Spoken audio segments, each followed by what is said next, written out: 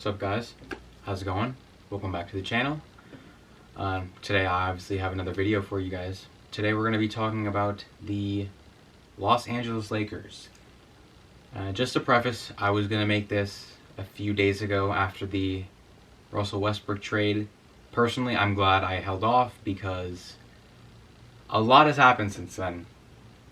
And originally I would have been talking about the Chicago Bulls and Miami Heat and what they did as well in free agency. But as of about an hour ago when I'm recording this, the NBA said they were going to look into investigating those two teams for for potential tampering, I guess, with Kyle Lowry in Miami and Lonzo Ball in Chicago and their respective sign-in trades. So today is just going to be a solely like LA Lakers type video. And I actually recorded the video after the Russell Westbrook trade. Like I said earlier, I'm glad I didn't release that because my opinions have changed, I'm not going to say drastically, but enough to warrant this video. For those of you that don't know, about a week ago, or a little over a week ago, Russell Westbrook was traded from the Washington Wizards to the LA Lakers for Kyle Kuzma, Kentavious Caldwell-Pope, Montrezl Harrell, and the Lakers' 2021 draft pick, which was 22nd overall. Wizards ended up trading that pick. It doesn't matter. It doesn't really relate to the Lakers anymore because they already traded the pick. After said trade, I was mildly concerned with what the Lakers were doing because there were reports that they were going to trade for Buddy Hield, which I thought would have been a better fit, even if he's not as big of a name as Russell Westbrook. The big thing about this new big three with Russell Westbrook, Anthony Davis, and LeBron James was that they all need the ball in their hands. Well, at least Russell Westbrook and LeBron James need the ball in their hands, and neither of them are really shooters, especially Westbrook.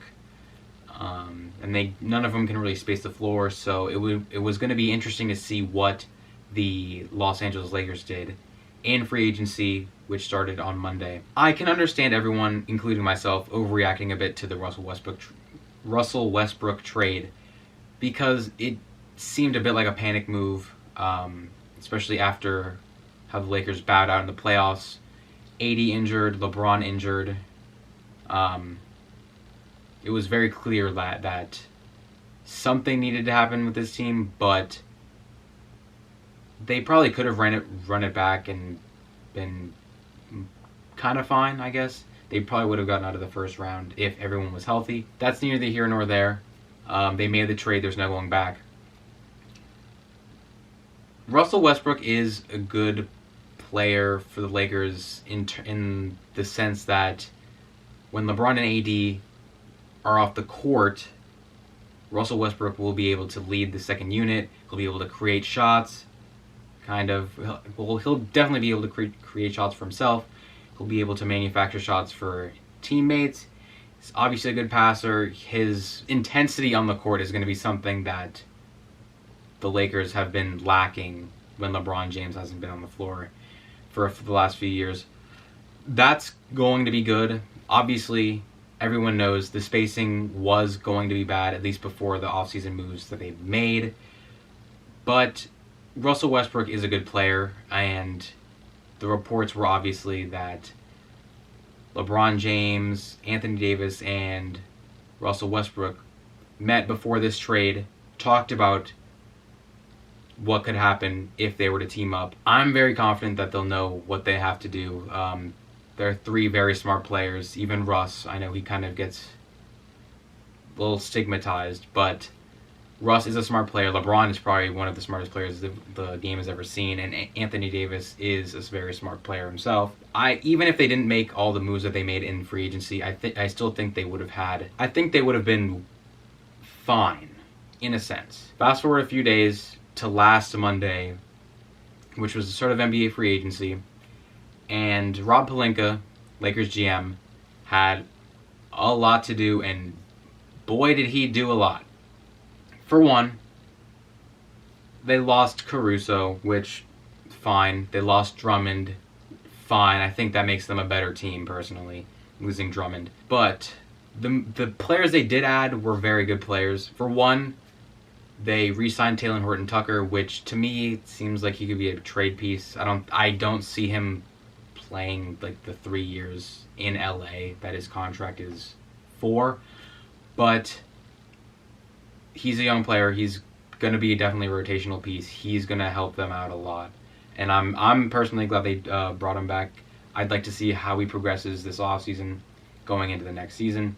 And obviously the Lakers addressed the needs of shooting. They added players like Trevor Ariza, Ken Bazemore, Wayne Ellington.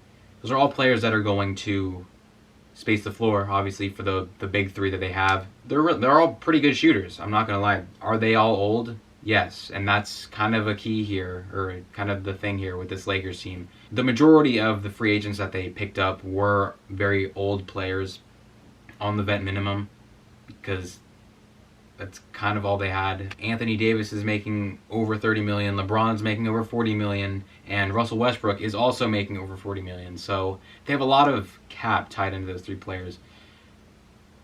They were going to have to sign players on the minimum, hoping players would want to come to LA and try to, I guess, chase a ring.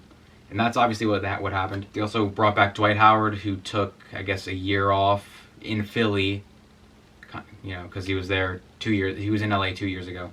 In Philly last year, back to LA. That's fine. I don't really see the fit, I guess, because if he plays with that big three, there's going to be absolutely no spacing on the floor. But he's a good big man. He's going to bring interior defense, and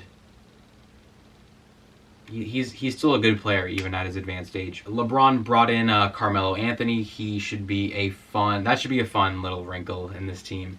Obviously, same draft class. They're obviously very close friends, and Melo kind of proved himself the last 2 years playing on a minimum deal, and he'll be doing the same this year.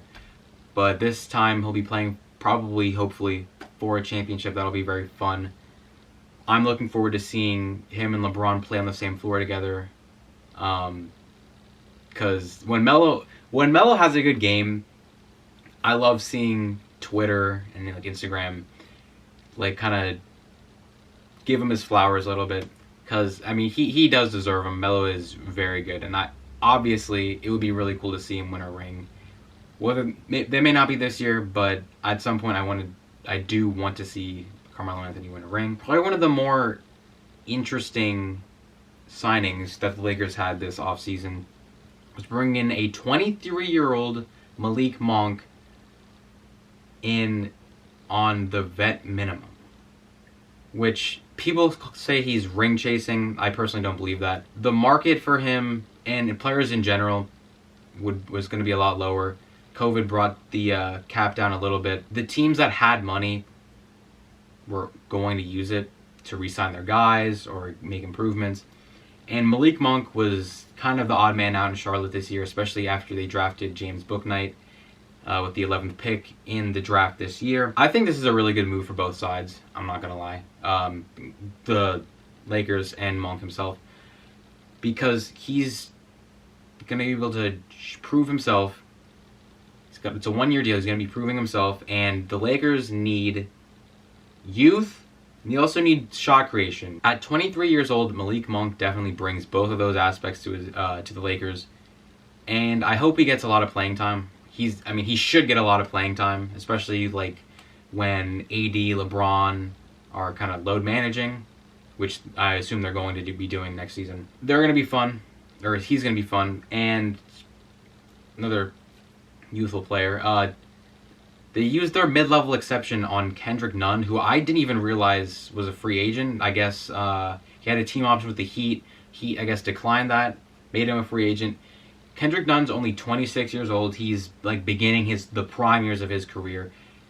He, coming off the bench, probably is going to be the backup point guard. I think he's going to have a really big role in this team. I know he was semi-unplayable in the finals. Not last year, I guess the year before in the bubble. But he was third place in Rookie of the Year 2 years ago. So he's He's still a really good player. Averaged around 14 this year. He is going to be a good player for this Lakers team. He's going to bring some energy. Him, Monk, Taylor Horton-Tucker, going to be very integral to the youth of this team, because that's really all the youth they have. Like I said before, I really do like a lot of the moves that the Lakers made. It is interesting because though last year it felt that they had like this really, really good team going into the season. They had Montrezl Harrell, who was just Sixth Man of the Year. Dennis Schroeder, who was a runner-up for Sixth Man of the Year last year, or I guess 2 years ago, after the bubble season, before this past season. You guys know what I'm saying. They had Marc Gasol, who looked like he was still a valuable player, which he still is. He proved that at the end of the season. It was interesting to see that kind of collapse as AD and LeBron went down. This team, obviously, I feel like has a lot lower expectations, but with a healthy LeBron and healthy AD, they still should be at least in the Western Conference Finals, in my opinion, if said players are healthy, that big three. But the players they signed aren't really two-way players. They're more just floor spacers or shot creators. It's going to be interesting to see how how Frank Vogel is as a defensive coach. It's going to be interesting to see how this team plays. And I do like Frank Vogel with Russell Westbrook, because Russell Westbrook really has never had a defensive-minded coach. He had it with Scott Brooks, he had D'Antoni, Billy Donovan, and last year, Scott Brooks again in Washington. I'm expecting big things from Russell Westbrook in particular, and kind of just a bounce-back season in general for the Lakers. I could be making a video in around, 9-10 months, absolutely either shitting on this video or kind of calling my own shot in this video, saying how right I was. I guess we'll find out then. But like I said, I really like these moves from the Lakers. If you guys like the video, you guys know what to do. Like, comment if you want, sub if you want. But that's it for me. Peace.